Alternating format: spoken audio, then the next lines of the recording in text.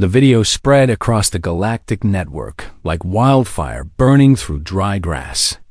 And within 6 standard hours, it had collected 14 billion views from every corner of known Space Commander Xylith.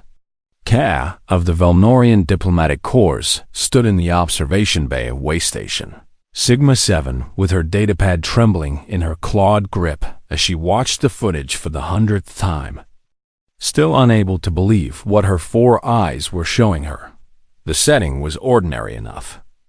Just the commerce district of the station where thousands of species mingled every day to trade goods and exchange information. And the lighting was the standard artificial sunlight that most stations use to keep their inhabitants comfortable. A human maintenance worker named Marcus. Chun sat on a metal bench eating his lunch. Some kind of bread filled with meat and vegetables that humans called a sandwich. And he looked completely relaxed as he chewed and watched the crowds pass by. He was an average human by all accounts. Standing about average height with brown skin and dark hair cut short, wearing the orange jumpsuit that all station maintenance workers wore. And there was nothing special about him at all, but then the Kethrani cub appeared. The Kethrani were one of the most feared predator species in the galaxy. And even their children were deadly, born with razor-sharp teeth and venomous spines along their backs that could paralyze prey 10 times their size. This particular cub was young, maybe only 2 cycles old, covered in silver fur that would darken the black as it matured. And it had somehow wandered away from its pack mother in the crowded district.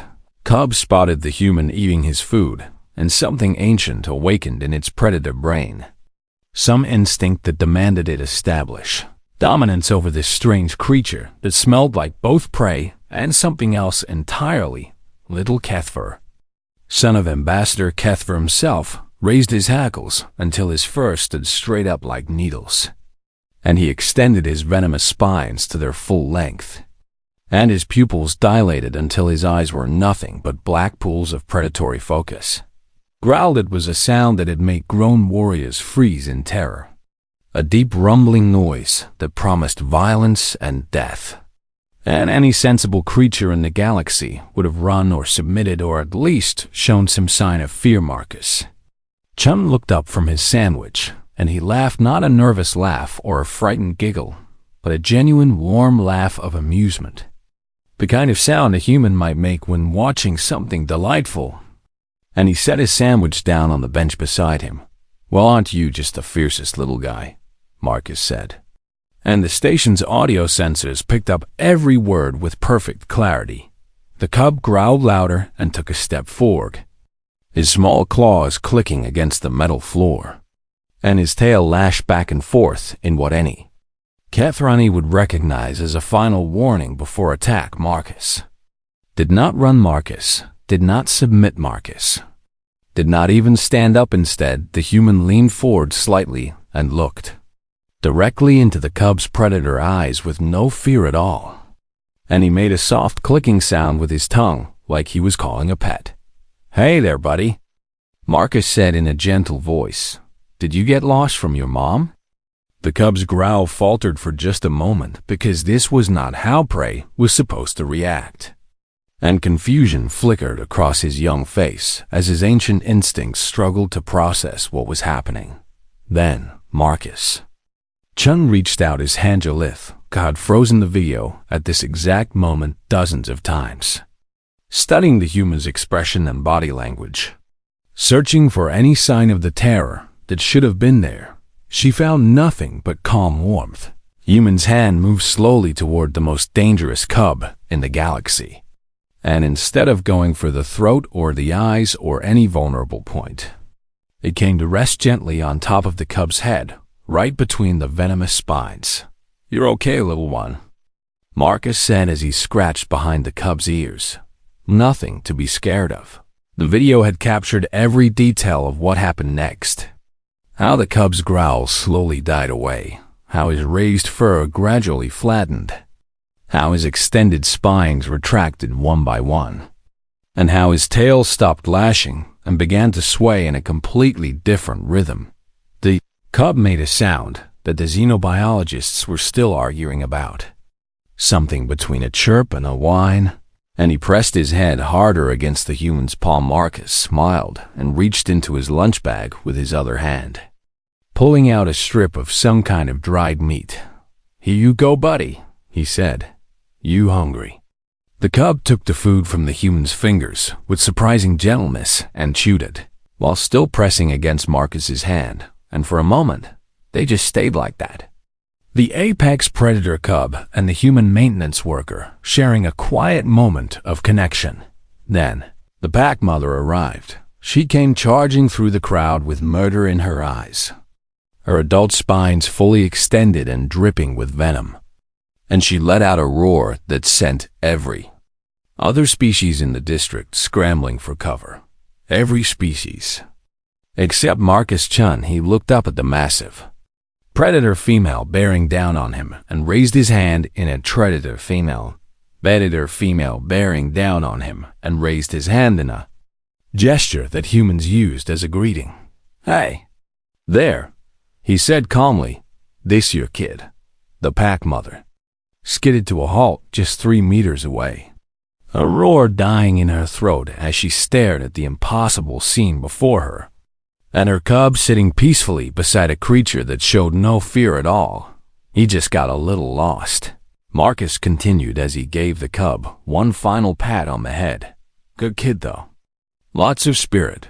The video ended with the pack mother leading her cub away while casting confused glances back at the human who had simply returned to eating his sandwich like nothing unusual had happened. Zalitha set down her datapad and pressed her claws against her temples where a headache was forming. The Galactic Council had called an emergency session. The Kethrani were demanding an explanation, and she had been assigned to investigate how a simple human maintenance worker had done something that should have been impossible, had faced down an apex predator cub, and somehow survived through the incomprehensible strategy of being nice to it. She pulled up Marcus Chun's personnel file and stared at his smiling photo. "What are you?" she whispered to the image.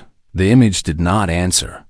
But somewhere in the station, Marcus Chung was probably eating another sandwich without any idea that he had just become the most famous human in the galaxy. The investigation chamber was one of the largest rooms on Waystation Sigma 7, designed to hold representatives from dozens of species at once. And today it was packed with curious officials and worried diplomats and scientists of every kind. Marcus Chun sat alone at a small table in the center of the room, still wearing his orange maintenance jumpsuit because nobody had told him to change. And he looked around at all the alien faces staring at him with a mixture of confusion and nervousness. "I really don't understand what the big deal is," he said for the third time. The little guy was just scared. Ambassador Kethver sat in the elevated section reserved for high-ranking officials, and his black fur bristled every time the human spoke so casually about his son, the heir to one of the most powerful Kethrani clans in existence. The ambassador was massive, even by Kethrani standards, standing over 2 meters tall when on all fours, and the scars crossing his muzzle told stories of 17 kills in ritual combat, each one earned through blood and skill. His son had been defeated by a sandwich and a pat on the head. "You will explain your actions," Kethver growled, his voice carrying the weight of command that had led armies into battle. Marcus scratched the back of his neck in that awkward way humans often did when they were uncomfortable. "I mean, I already did explain," he said. The cub was scared and trying to look tough. "And when animals do that, you don't run away, because that makes them chase you. And you don't fight back because that makes them fight harder. You just stay calm and show them you're not a threat. My son is not an animal," Kethver snarled. "He is the heir to Clan Vethkar, trained from birth in the ways of the hunt, capable of killing prey 5 times his size." "Sure," Marcus nodded agreeably, "but he's also just a kid who got lost in a scary place full of strangers. And kids are kids no matter what species they are. The chamber erupted in murmurs and growls and chittering sounds as the various species present reacted to this statement. Some with disbelief, and others with something that might have been dawning. Understanding Commander Xylithka stepped forward and activated the holographic display in the center of the chamber, bringing up a detailed scan of human brain activity. "If I may," she said in her formal diplomatic voice, "our xenobiologists have been studying human neurology in an attempt to understand this incident, and their findings are quite remarkable." She gestured, and the display zoomed in on a specific region of the human brain. When humans encounter juvenile creatures, especially those with certain physical features such as large eyes and soft fur and small bodies, their brains release a cascade of bonding chemicals, including oxytocin and dopamine. "What does that mean in simple terms?" asked Representative Yilmoth of the Morvethi Collective, her silicon body humming with processing power as she tried to understand. "It means," Xylithka said slowly, "that humans find predator cubs cute." The silence that followed was so complete that Marcus could hear the ventilation system humming in the walls. "Cute." Kefir repeated the word like it was poison on his tongue. "Yes, Ambassador." Xylithka pulled up more data on the display. Human evolutionary history shows a remarkable pattern of bonding with predator species. They domesticated wolves over 15,000 years ago and turned them into loyal companions. They keep venomous serpents as pets. They approach wild bears to take photographs. "That is insane," said the Yendari ambassador from her specially designed chair that allowed her prey species' body to remain comfortable. "No rational creature would approach a predator willingly." "Humans do it all the time," Xylithka said. "Their planet is filled with creatures that could kill them. And instead of fleeing or fighting, humans have spent their entire evolutionary history trying to make friends with them."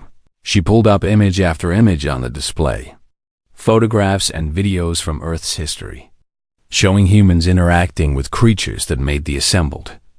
Aliens gasp and shudder, a human child hugging a massive canine predator, a human swimming alongside an ocean creature with hundreds of teeth, a human feeding meat to a great cat that could have bitten off her arm with one snap of its jaws. This is their nature. Xylithka concluded, "Humans see predators not as threats to be feared, but as potential friends to be won over." Marcus shrugged when everyone turned to look at him. "I mean, when you put it like that, it sounds weird," he said. "But yeah, I guess that's pretty accurate. I grew up with dogs, and they're basically wolves that humans convince to hang out with us. And cats are ambush predators that we let sleep in our beds. And don't even get me started on horses, because those things can kill you with one kick, but we put our kids on their backs for fun." Ambassador Kefir leaned forward in his seat, his predator eyes fixed on the human with an intensity that would have made most species run for their lives. "You truly felt no fear?" he asked. "When my son displayed his threat posture, you felt nothing." Marcus thought about it for a moment, his face scrunching up the way human faces did when they were being honest with themselves. "I felt a little worried," he admitted, "but not for me. I was worried the kid was going to hurt himself or get in trouble. And I could see he wasn't really going to attack. He was just putting on a show because he was scared. And the best thing to do with a scared animal is to show them there's nothing to be afraid of. My son," Kefir said through clenched teeth, "is not an animal." "No, he's not," Marcus agreed. "He's a kid. And kids need someone to tell them it's okay when they're scared. That's true whether you're human or Kethrani or anything else." The ambassador fell silent, and something shifted in his expression that none of the other species in the room could quite identify. Dr. Yilith, the xenobiologist, stepped forward to add more context. "There is another factor we should consider," she said. "Humans are themselves predators. Their evolutionary history includes millions of years of hunting and killing and consuming other creatures. They have forward-facing eyes designed to track prey and bodies built for endurance pursuit. She paused to let that sink in. When a human encounters another predator, even a dangerous one, they do not react as prey would react. Instead, they assess the situation as one predator meeting another. And in the case of juveniles, their instinct is not to flee or fight but to nurture. Because they see the cub as what? Representative Yilmuth asked, as a baby. Dr. Yilmuth said simply, and humans have an extremely strong instinct to protect babies of any species. They will risk their own lives to save juvenile creatures they have never met. They will adopt orphan predators and raise them as family members. They will cross traffic and climb trees and enter burning buildings to rescue animals in distress. Marcus nodded along with this explanation. Yeah, that sounds about right, he said. I mean, if you saw a kid in trouble, wouldn't you try to help? The assembled aliens exchanged glances that contained volumes of unspoken communication. For most species, the answer would be no. Survival instincts were too strong, self-preservation too deeply encoded. But apparently, humans operated by different rules entirely. Ambassador Kethver stood slowly, his massive form casting a shadow across the chamber. I must return to my clan and discuss these findings, he said in a voice that had lost some of its hostility. This matter is not concluded, but I believe I understand it better now. He looked directly at Marcus. Chun, one final time.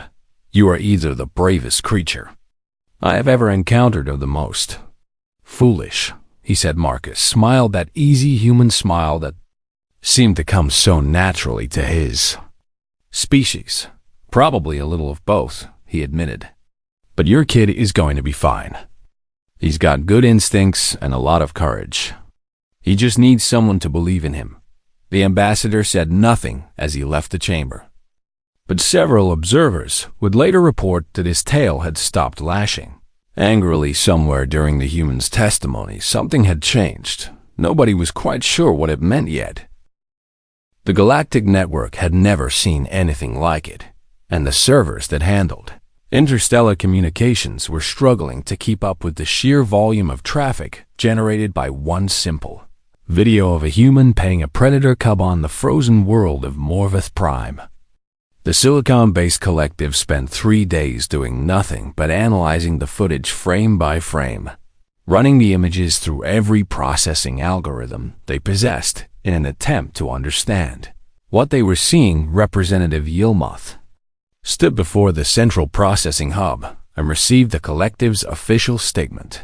Through her neural link, we have analyzed this footage 847,000 times, the collective announced through her voice. We have cross-referenced it with every database of human behavior in our archives. We have consulted with 17 different xenobiological experts, and we have run predictive models based on all known variables. She paused as the collective finished processing its conclusion. We do not understand, she said flatly. The human was not malfunctioning. His brain scans show normal activity patterns. His hormone levels were within standard human ranges, and yet he behaved in a manner that contradicts every model of rational self-preservation we have ever developed. The collective added one final note to their official report. Further study of humans is required. They may be operating on a form of logic that silicon-based intelligence cannot comprehend. Across the galaxy on the lush jungle world of Yendara, the reaction was very different. The Yendari were a prey species who had evolved under constant threat from predators, and their entire civilization had been built around the desperate need to escape, to hide, to survive against creatures that wanted to eat them. When the video reached their planetary network, hospitals across the world reported a massive increase in panic attacks and stress-related illnesses. Ambassador Yithara had to be sedated after watching the extended version of the footage, the one where Marcus offered the Kethrani cub a piece of his sandwich, and the cub actually took it. He fed it, she whispered from her medical bed, her large prey animal eyes still wide with horror. The predator displayed aggression, and the human fed it from his own hand. He put his fingers near those teeth willingly. Her doctor, a calm older Yendari named Yathel, tried to explain. The humans have a different relationship with predators, he said gently. Their evolution took a different path than ours. There is no different path. Ethera insisted. There is prey, and there is predator. There is eaten, and there is eater. The humans should know this. They have predators on their world, too. They do, Yathel agreed, but they made friends with them. Ethera stared at him like he had just suggested that water was dry or that space was small. That is not possible, she said. Yathel pulled up his datapad and showed her the research files that had been circulating since the pulled up his datapad and showed her the research files that have been circulating since the Eisen investigation. They call them dogs, he said. They are descended from pack hunters that could tear a human apart, but over thousands of generations humans convinced them to become companions instead of threats. He scrolled to another image, and cats, solitary ambush predators that humans invited into their homes to hunt smaller pests. Now they keep them as family members and let them sleep on their beds. But why? Ethar asked, a voice cracking with the impossibility of it all. Because humans are predators too, Yathel said quietly. But they are predators who learned that cooperation is more valuable than competition. They look at other predators and they don't see enemies. They see potential allies. Meanwhile, on Earth, the reaction was entirely different from anything the galaxy might have expected.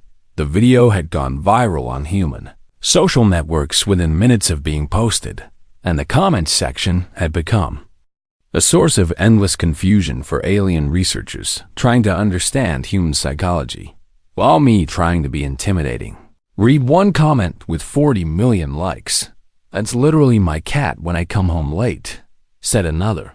The little guy just needed some snacks and attention, same honestly, wrote a third. Humans were not horrified by the video. They were not amazed by Marcus Chun's bravery.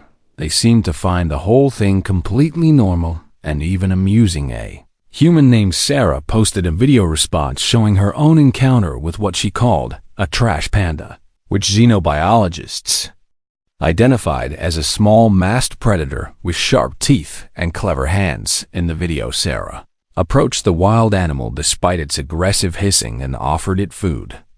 And within minutes, the creature was eating from her palm while she spoke to it in the same gentle voice Marcus had used with the Kathrani cub. Humans are insane, commented a Velnorian observer on the post. Absolutely certifiably insane. Thanks. We try, replied Sarah with a small yellow face icon that human linguists identified as indicating humor. A human named Dave became briefly famous when he shared his own story in response to the original video. I raised an orphan mountain lion. When I was younger, he wrote, found her as a cub after her mom was killed by a car. Kept her for 6 years before she went to a sanctuary. She was just a big house cat, really. Used to sleep on my bed and purr when I scratched her chin. The attached photos showed a human male standing next to a massive feline predator that could have killed him with a single swipe of its paw. And in every image, both the human and the predator looked completely relaxed and happy. The Galactic Intelligence Bureau held an emergency meeting and created a new threat assessment category specifically for these situations. They called it Human Wildlife Bonding Events and classified it as unpredictable but apparently survivable through methods that remain poorly understood. Back on Way Station Sigma 7, Marcus Chen had become a reluctant celebrity. He could not walk through the Commerce District without being stopped by curious aliens who wanted to ask him questions or take images with him, or in some cases just stare at him like he was some kind of impossible creature. I really don't get what the big deal is, he told his friend Jacketh, a Morvathi maintenance worker who had been assigned to work with him for the past 2 years. You approached a lethal predator without weapons or armor or any form of protection, Jacketh said, her silicon body clicking as she processed her confusion. And you survived through the power of being nice. The kid wasn't going to hurt me, Marcus said. He was just scared. He could have killed you in approximately 3.7 seconds. Based on analysis of Kethrani Cub attack patterns, Jacketh informed him Marcus. Shrugged in that way humans did when they were dismissing information they did not find relevant. But he didn't, he said, because I didn't give him a reason to. Jacketh's processing cores hummed as she tried to integrate this data into her understanding of the universe.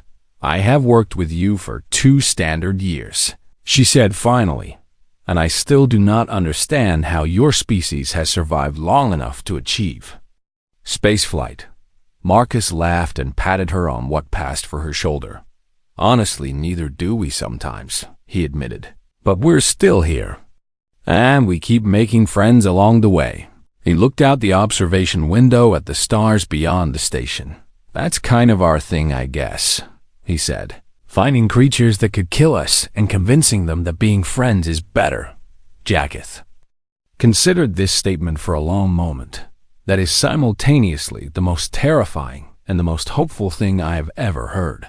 She concluded Marcus, smiled, and went back to work, completely unaware that his simple act of kindness had sparked conversations across the entire galaxy about what it meant to be human and what it meant to be afraid, and whether those two things could ever truly coexist.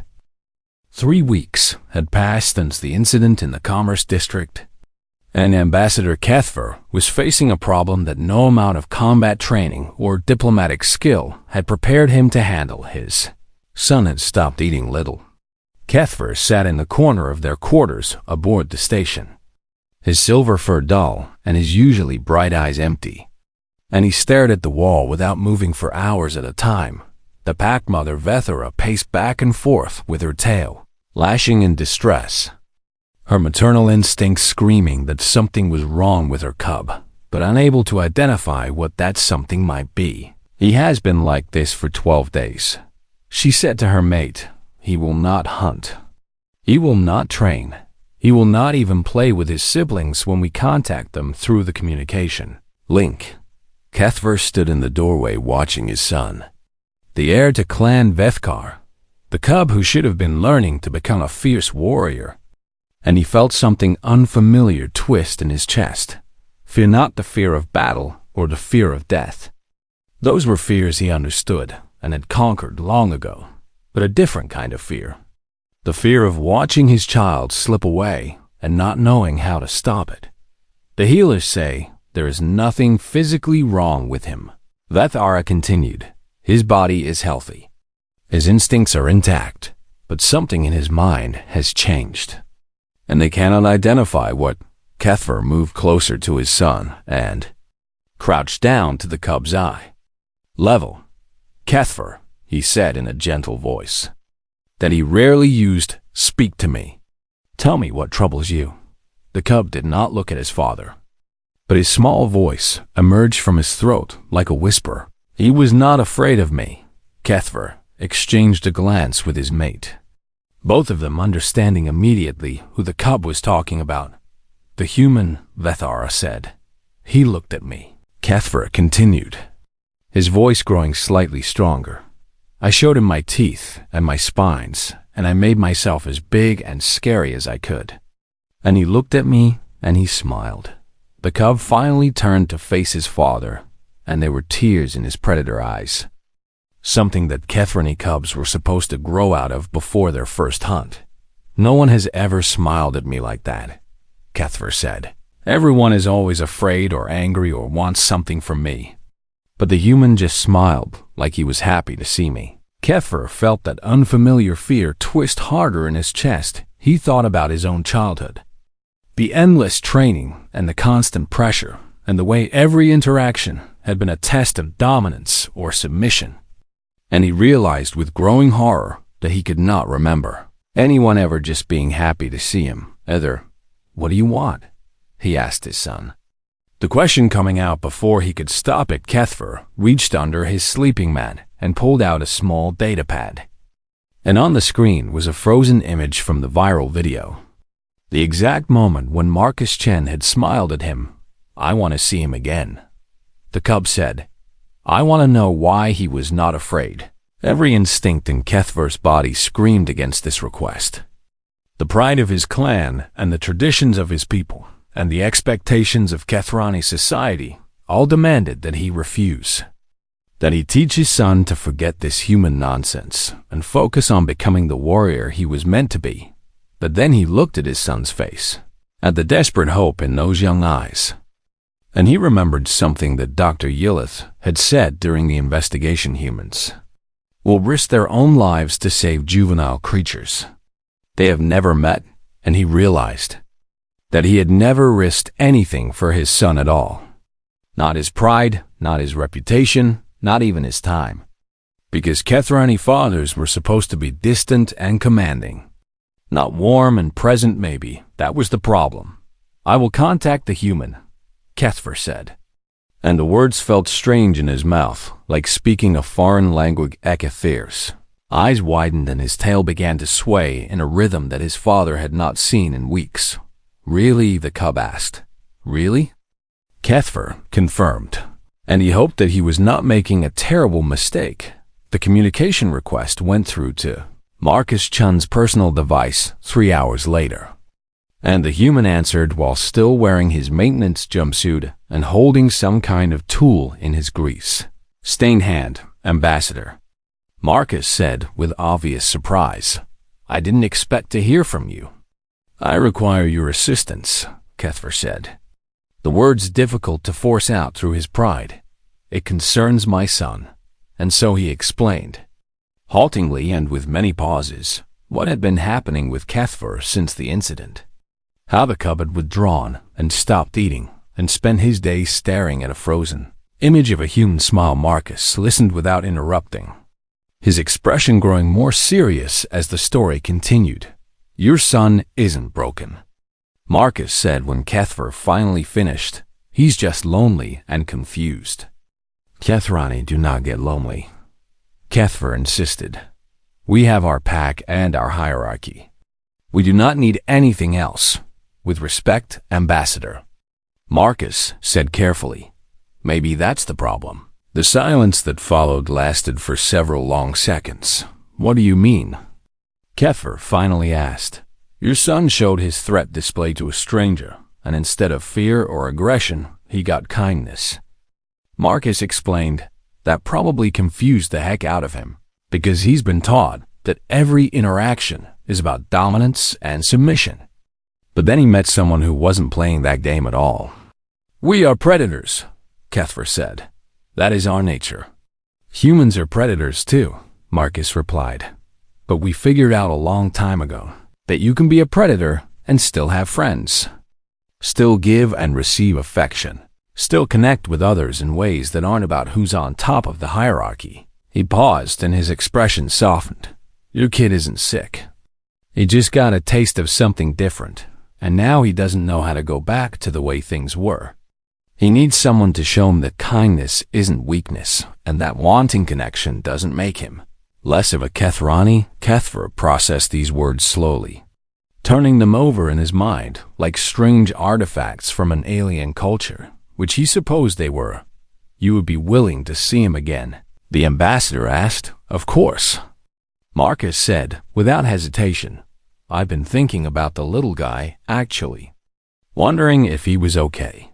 "You have been thinking about my son," Kethver repeated, unable to hide his surprise. "Sure," Marcus shrugged. He seemed like a good kid who was just scared and trying to deal with it the only way he knew how. "I'd been hoping he was doing all right." This human had spent 3 weeks worrying about a predator cub who had tried to intimidate him. Kethver did not understand it. But he was beginning to think that maybe understanding was not as important as he had always believed. The meeting was arranged for the following day, in a neutral location, a small observation room with large windows looking out at the stars.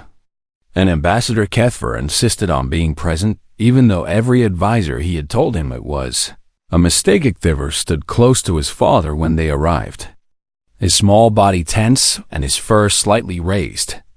but his eyes were fixed on the door with an intensity that had nothing to do with hunting when Marcus Chen walked in. The human's face broke into that same warm smile that had started all of this. "Hey, buddy," Marcus said, crouching down to the cub's eye level, just as he had done in the Commerce District. "I missed you." Kethver stood frozen for a moment, his instincts warring with his desires. And then he did something that made his father's breath catch in his throat. He walked forward slowly, his posture uncertain. No longer a threat display, but something that the xenobiologists watching through hidden cameras would later identify as cautious hope. Marcus held out his hand, palm up, and waited, and Kethver pressed his silver-furred head against that hand and made a sound that had never been recorded in Kethrani history. He purred it. Was a deep rumbling sound that started in his chest and vibrated through his whole body. And it was the sound of a predator who had finally found something he had not known. He was looking for Ambassador Kethver watched his son nuzzle against a human's hand. And for the first time in his long and violent life, he felt tears forming in his own predator eyes. Maybe he had been wrong about a lot of things. Maybe they all had. The footage of the second meeting spread across the galactic network even faster than the first video. And this time, the reaction was something that no one had predicted. They called it the Purr Herd around the galaxy. And within hours, it had become the most viewed piece of media in recorded interstellar history. Philosophers from 100 different worlds released statements trying to explain what they had witnessed. Some calling it a breakthrough in interspecies understanding, and others calling it the collapse of everything they thought they knew about predator psychology. Religious leaders were divided, with some declaring the humans' ability to befriend predators as evidence of divine intervention, and others warning that it was a dangerous corruption of the natural order. But for most ordinary beings across the galaxy, the video meant something simpler and more profound. It meant that maybe the universe was not as cold and hostile as they had always believed on Way Station Sigma 7. Life had changed dramatically for Marcus Chen. The Galactic Council had created a position that had never existed before, calling it Cultural Liaison for Human-Predator Species Relations. And they had offered it to the maintenance worker who had started all of this with nothing more than a sandwich and a kind word. "I'm not qualified for this." Marcus protested when Commander Xylithka presented him with the official documents. "I'm just a guy who fixes air recyclers and cleans waste systems. You are a human who has demonstrated an ability to connect with predator species in ways that defy our understanding." Xylithka replied, "That makes you more qualified than anyone else in the galaxy. But what would I even do?" Marcus asked. "We have received requests from 17 different predator species asking for assistance with their young," Xylithka said, pulling up a list on her datapad. "Kethrani cubs who have been orphaned or abandoned, or traumatized by the rigid hierarchies of their society. And they want to know if a human can help them the way you helped Kethver." Marcus looked at the list of names and the brief descriptions of each case. Cubs who had been rejected by their packs for showing weakness. Cubs who had lost their parents to violence. Cubs who simply did not fit into the harsh expectations of predator culture. These kids need someone to tell them it's okay. Marcus said quietly, "Yes." Xylithka agreed, "They need a human." The appointment ceremony was held in the main assembly hall of the station, with representatives from dozens of species in attendance. And Ambassador Kethver was given the honor of making the formal introduction. He stood at the podium with his son sitting beside him. Kethver's fur now groomed and healthy again, his eyes bright with the spark that had been missing for so long. "I have spent my life believing that strength comes from dominance," Kethver began, his voice carrying across the silent hall. "I believed that fear was the foundation of respect, and that kindness was a weakness to be purged from the young." He paused and looked down at his son. "I was wrong. The murmurs that rippled through the audience were quickly silenced as the ambassador continued. This human showed my son something that I had failed to provide. Acceptance without conditions, warmth without expectations. The simple message that he was valued not for what he could do, but for who he was. Kethver turned to face Marcus, who was standing nervously at the sight of the stage in a new uniform that the council had provided. You have challenged everything my people believe about ourselves, the ambassador said, and I am grateful for it. Marcus stepped forward and accepted the formal documents that made him the first human-predator relations liaison in galactic history. I don't have a speech prepared, he admitted. I'm not really good at this kind of thing. He looked out at the assembled aliens, predators and prey and everything in between, all watching him with expressions that ranged from curiosity to hope to confusion. But I guess if I had to say something, it would be this, Marcus continued.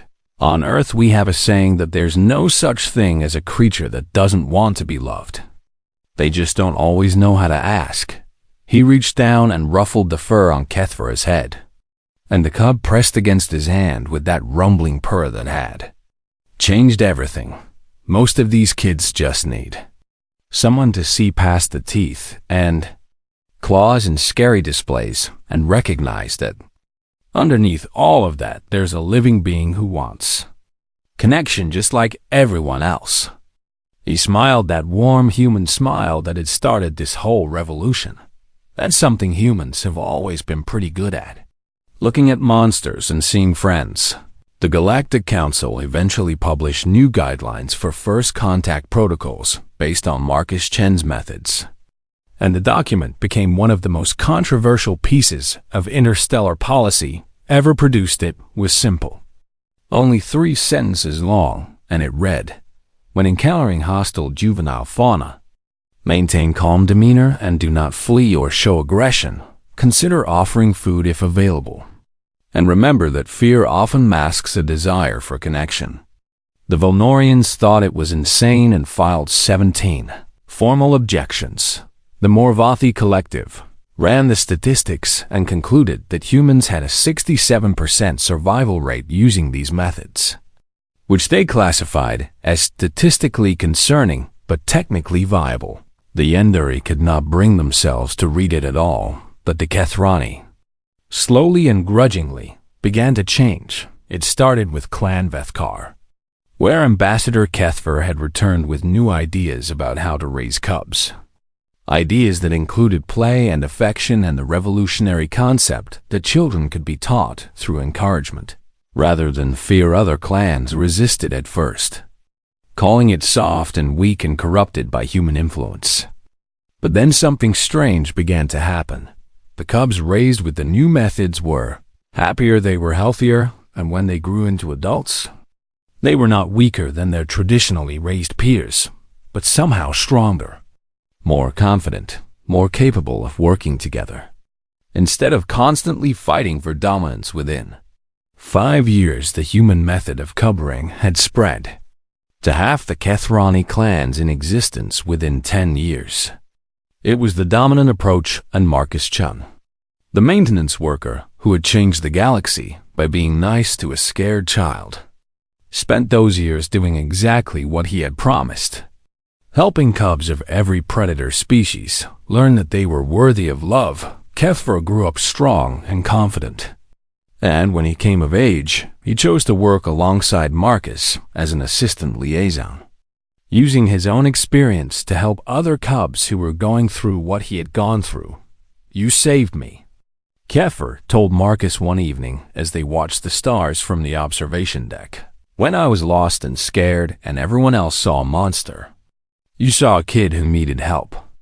Marcus smiled and put his arm around the young Kethrani's shoulders. That's the thing about humans, he said. We've spent our whole history looking at the universe and finding friends in the strangest places, because we figured out a long time ago that the deadliest predator isn't the one with the sharpest teeth. Then, what is it? Kethver asked. Marcus looked out at the infinite stars and all the worlds they contained. Worlds full of creatures who were still learning what humans had somehow always known. The deadliest predator, Marcus said, is the one who can look at a monster and see a friend. Because once you learn to do that, there's nothing in the universe that can stop you. Kethver purred softly and leaned against his human friend. And somewhere out in the vast darkness of space, a galaxy that had once been ruled by fear was slowly learning a different way, all because one human had decided to share his sandwich with a scared little cub, and that made all the difference.